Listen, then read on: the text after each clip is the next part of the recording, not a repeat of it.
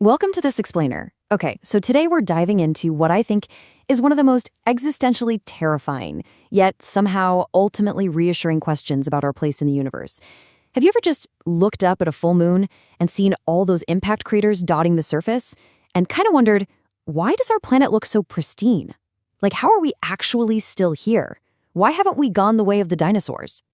Well, this all kicks off with a totally relatable prompt I found on Reddit. It basically asks, how has Earth managed to not get hit by a catastrophic asteroid since the dinosaurs? I mean, in a universe literally filled with giant floating rocks, shouldn't we just be getting constantly bombarded? It's a super fair question, right? It really gets right to the heart of how vulnerable our little planet actually is. Just to put it in the exact words of one user, given how unimaginably large the known universe is and the trillions of things floating in the galaxy, how has Earth not been hit by a massive asteroid in recent history? Honestly, when you stop and actually think about it, it kind of feels like a mathematical impossibility that we're still here. Like we're just sitting ducks in this giant cosmic shooting gallery. And then another user drops this absolutely brilliant analogy that shows exactly why this fear makes so much sense. They pointed out that 66 million years, since the impact that wiped out the dinosaurs, well, that isn't actually that long ago in planetary terms. Think about it this way. If you compress the entire 4.5 billion year history of the Earth into a single 24-hour day, that catastrophic asteroid hit us just 20 minutes ago. 20 minutes. And human civilization, we showed up less than a second ago. So yeah, when you look at the timeline like that, the threat feels pretty immediate. So, how are we surviving? What's the secret? Well, the big secret to our survival is just that space is mind-bogglingly empty.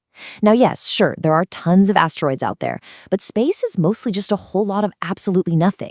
The distances are so incredibly vast that a random collision is mathematically, well, highly improbable. To really wrap our heads around this scale, let's look at our closest celestial neighbor. The moon sits roughly 384,400 kilometers away from us. Now, obviously, that number sounds massive, but let's be honest, it is really hard for the human brain to truly picture what that kind of distance actually means in reality. So let's put that into perspective. If you took the diameter of every single planet in our solar system, Mercury, Venus, Mars, all the way out to Neptune, and yes, sorry, Pluto fans, you're out. If you added them all up, they total just over 400,000 kilometers. And remember, that includes those incredibly massive gas giants like Jupiter and Saturn. Now, because the moon's orbit is an ellipse, when it reaches its farthest point from Earth, what we call apogee, that distance stretches out to about 405,000 kilometers, meaning you could literally take every single planet in our solar system, line them up side by side like marbles right between us and the moon, and you would still have room to spare. I mean, wow, that is a staggering amount of empty space in just our own tiny cosmic backyard. And it's exactly that emptiness that drastically lowers the chances of a random rock just bumping into us. But it's not just about space being empty. We also have to look at history. See, the early solar system, it was a crazy, violent, chaotic place. Just massive debris crashing into absolutely everything. But over billions of years, our solar system essentially, well, it used up its giant rocks. Most of those massive objects either smashed into planets, fell right into the sun, or just got forcefully ejected from our system entirely. So the big rocks that do remain today, they've mostly settled into nice, stable, predictable orbits that simply don't intersect with ours. Okay, but here's the coolest part. We aren't just relying on empty space and good timing. We actually have an active layer of defense. We have an abnormally massive gas giant sitting in our neighborhood acting as a cosmic bodyguard. Yep, let's talk about the true unsung hero of Earth's survival, Jupiter. Jupiter has this immense, just wildly powerful gravitational pull, and what it does is it sweeps up or completely deflects tons of dangerous objects, stray comets, rogue asteroids, way before they can ever reach the inner solar system where we live. In fact, astronomers observe multiple impacts on Jupiter every single year. It is quite literally taking the hits so we don't have to. But of course, you're probably wondering, what about the rocks that do manage to slip past Jupiter's shield? Well, to figure out the actual statistical odds of a catastrophic impact happening today, let's dive into some hard data from a really detailed recent paper in the journal Archive. First things first, we need to define what we're actually looking out for. Modern astronomers and all these predictive models specifically track things called near-Earth objects, or NEOs. And they are particularly laser-focused on anything over 140 meters in diameter. Why that size? Because an impact from an object that big carries enough kinetic energy to cause massive regional or even global devastation. So, what is the actual risk? Well, according to this paper, the frequency of an impact from an NEO of this specific size happening anywhere on Earth during an average, say, 71-year human lifetime is roughly 9 times 10 to the negative 5th power. I know, lots of math, but in plain terms, that translates to about a 1 in 11,000 chance over the entire course of your life. Now, to really contextualize that number, researchers did something fascinating. They charted the planetary risk of a massive asteroid alongside these incredibly mundane individual risks. We're talking things like animal attacks, skydiving accidents, or even just getting the flu. And it reveals this amazing contrast between a massive global threat and the everyday personal dangers we just kind of accept. Check this out. Statistically speaking, the chance of a massive asteroid hitting the Earth during your lifetime is actually slightly higher than you individually being struck by lightning. Crazy, right? So yes, it's an absolutely rare event, but it's not quite the sheer mathematical impossibility that it feels like. However, we obviously have to evaluate the consequences a bit differently here. A lightning strike, while tragic, really only affects one person.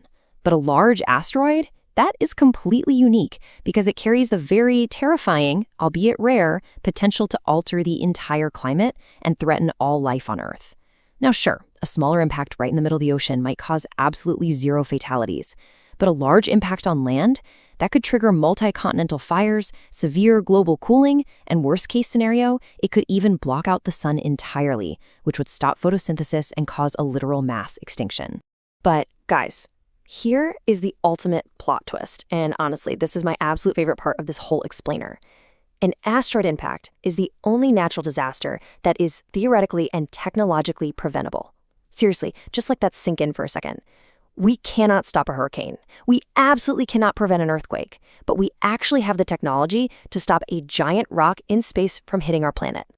Enter NASA's Planetary Defense Coordination Office. Yes, this is a very real department established back in January of 2016, and they have what might literally be the greatest motto in the history of government agencies, the Latin phrase Hic Servare Diem, which roughly translates to, I kid you not, here to save the day. So what's their methodology to actually save the day? Well, it's incredibly systematic. First, they search for and catalog objects larger than 30 to 50 meters. Then, they map and predict their precise orbital trajectories. We're talking years or even decades into the future. And finally, if they ever do detect a real threat, they step in and coordinate efforts to mitigate and physically deflect that asteroid off course, long before it ever gets close to Earth. And the best part, they have already proven this works. Just look at the incredible success of the DART mission. That stands for the Double Asteroid Redirection Test. NASA intentionally slammed a spacecraft right into a small asteroid moon just to test this kinetic impact technology. It's basically a highly calculated, ultra-high-speed space collision. And the result? They measurably shifted the asteroid's orbital period by 33 minutes. They even altered its velocity by 2.6 millimeters per second. Guys, for the first time in human history, we purposefully moved a celestial body. A recent National Academy's report summed it up so perfectly with this quote. They said, "The committee considers work on this problem as insurance, with the premiums devoted wholly toward preventing the tragedy. By investing just a few dollars per person globally into this kind of planetary defense, humanity is essentially buying the ultimate insurance policy for our planet." So yes, the universe absolutely is a dangerous shooting gallery, but we are no longer sitting ducks. Thanks to our scientific advancements, we've completely evolved. We aren't passive victims of the cosmos anymore, just sitting around waiting for the next big rock to hit us like the dinosaurs did. We are now active, capable defenders of our world. Which leaves us with a final and honestly pretty empowering thought to chew on. If an asteroid impact is the only natural disaster we have the technology to actually stop, and if human ingenuity can literally steer space rocks away from Earth, well, what other existential threats could we overcome if we really put our minds to it? Think about that for a second.